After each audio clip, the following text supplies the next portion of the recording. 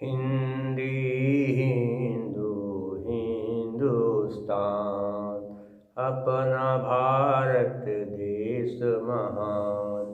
सत्यम शिवम सुंदरम।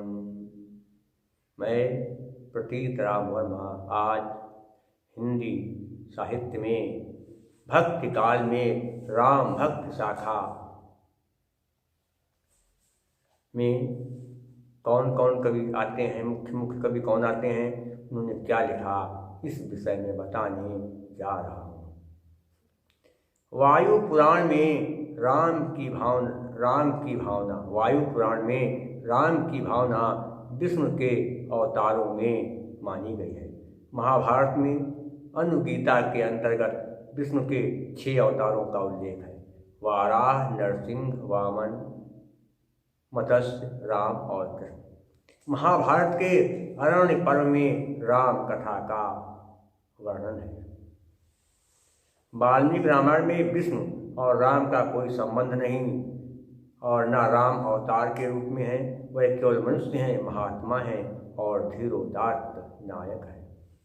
राम भक्त सर्वप्रथम दक्षिण से आलवार संतों की वाणी में से प्रस्फुटित हुई। राम भक्त सर्वप्रथम दक्षिण से आलवार संतों की वाणी से प्रकट हुई। आलवार संख्या में 12 थे, जिनमें काठकोप राम की पादुका के अवतार माने जाते हैं। 7वें आलवार केरल के चेरवंशी राजा कुलशेखर थे, जो राम के अनन्य भक्त थे। हिंदी क्षेत्र के राम भक्त कवियों का संबंध रामानंद से है। रामानंद के 2 पद गुरु ग्रंथ साहब में संग्रहित हैं। योग चिंतामणि इनकी रचना है। इसके अलावा प्रमाणिक रूप से वैष्णव मताब्ज, भास्कर और रामार्चन पद्यत संस्कृत भाषा में है। हिंदी में हनुमान जी की आरती हिंदी में जो हनुमान जी की आरती है उसके रचयिता रामानंद है। वाल्मीकि रामायण का भाषा अनुवाद विष्णुदास ने किया था।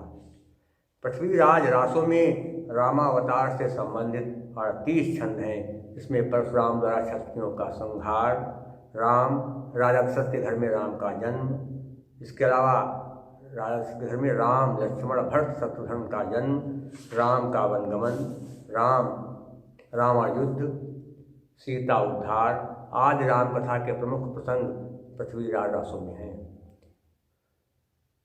युवती प्रवृत्ति के अनुसार हनुमान, मेघनाद, लक्ष्मण की वीरता का वर्णन भी पृथ्वीराज रासों में विस्तार से किया गया है।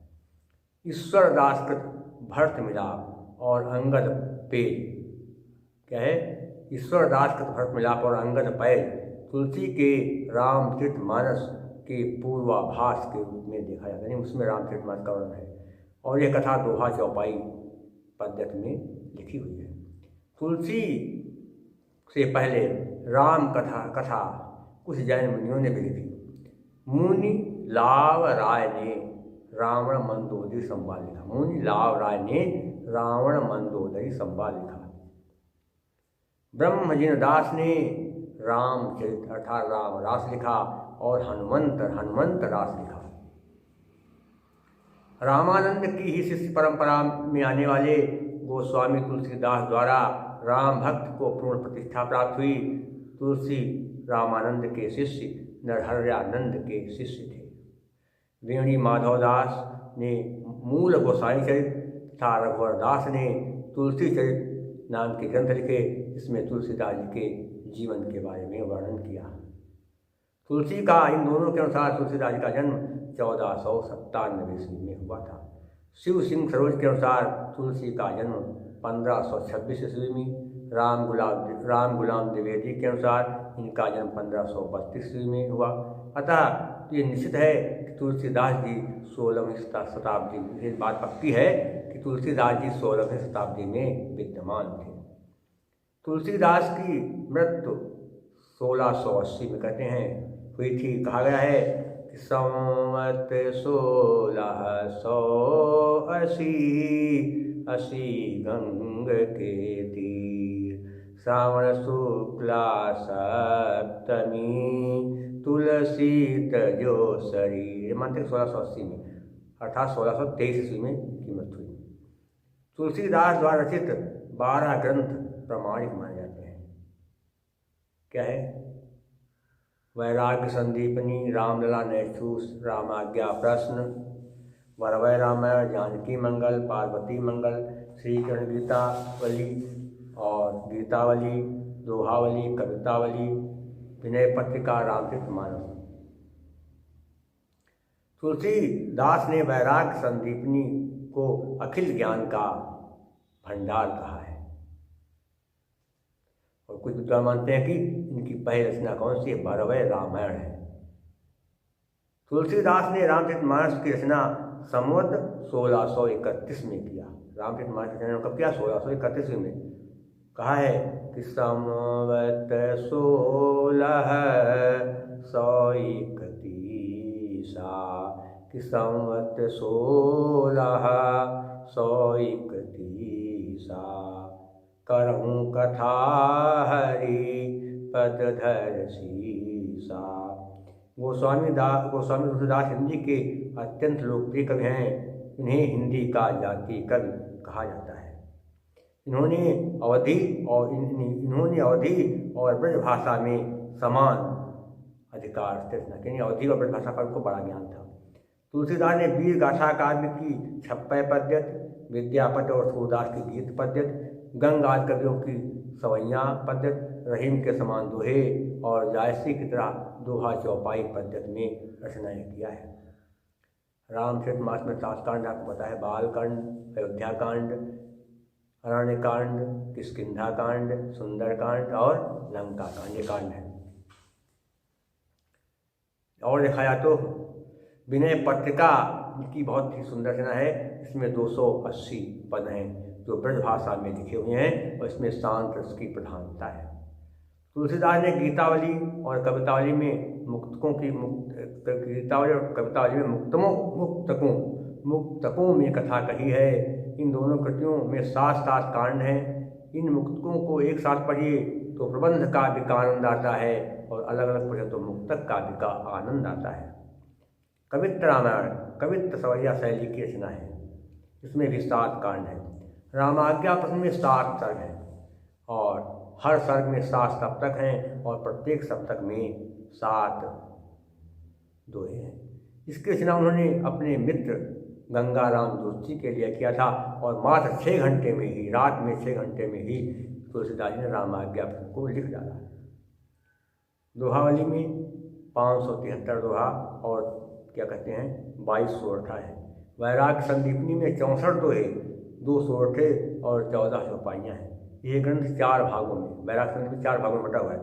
क्या है? मंगलाचरण और वस्तु संकेत, संत स्वभाव का वर्णन, संत महिमा वर्णन और शांत वर्णन।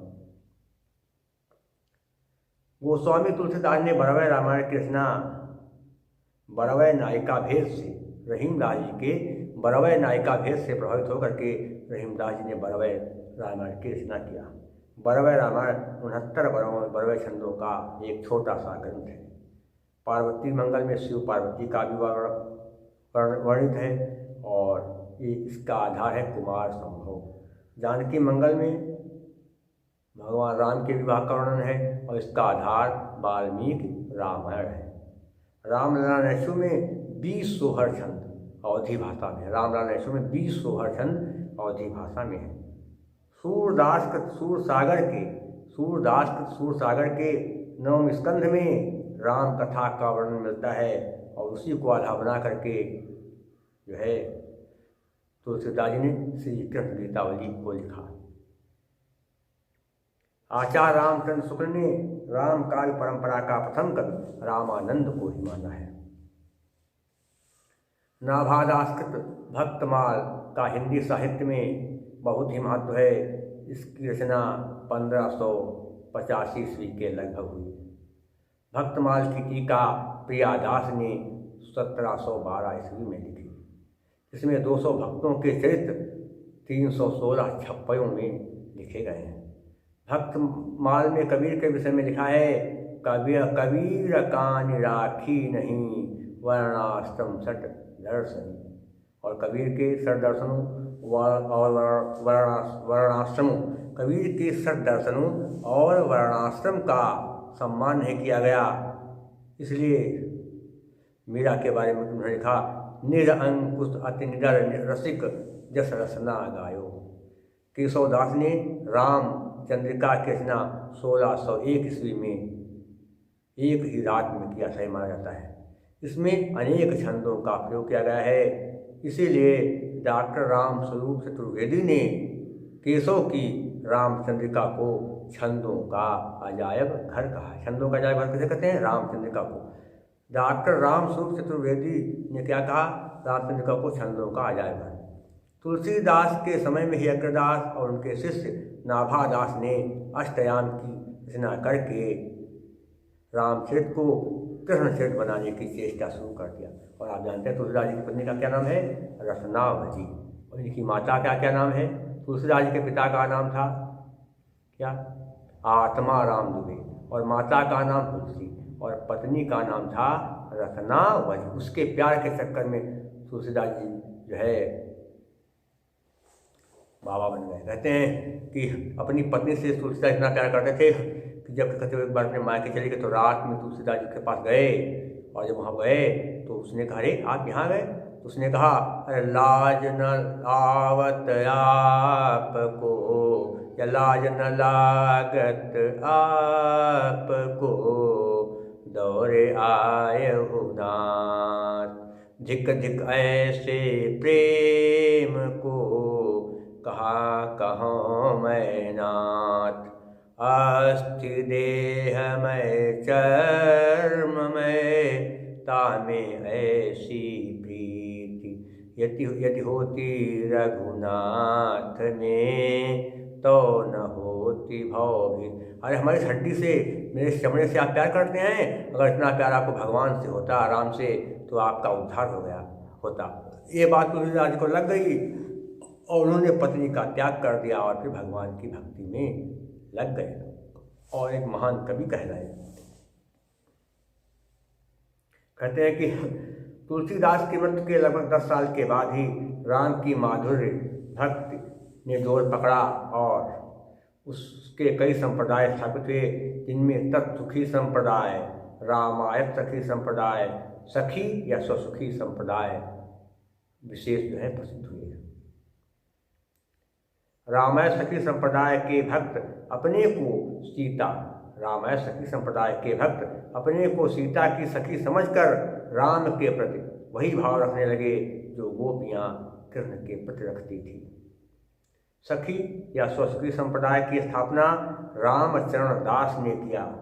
इसमें भक्त अपने को राम की सहचरी सखियाँ मानकर उनके प्रति मादन भाव की भक्ति करती हैं। प्राणचंद्र चौहान ने 1610 में रामायण महानाटक की रचना किया, जो संवाद शैली में प्रस्तुत की गई है। सेनापति ने कवित्र रत्नाकर में रामायण के अनेक विविध मधुर प्रसंगों को वर्णित किया है। हृदय राम ने हनुमान नाटक की रचना किया और हनुमान नाटक की रचना हृदय राम ने सवैया छंद में किया। राम कथा या राम काव्य परंपरा में लाल दास ने अवध विलास 1643 में लिखा। नरिहर बारहट ने पौरुषेय रामायण लिखा। माधवदास ने राम रासो और अध्यात्म रामायण लिखा। विश्वनाथ सिंह ने राम स्वयंवर लिखा। आनंद रघुनंदन लिखा। रामचरण दास ने कवितावली रामायण, रामचरित्र और रसमालिका नाम के ग्रंथ लिखे।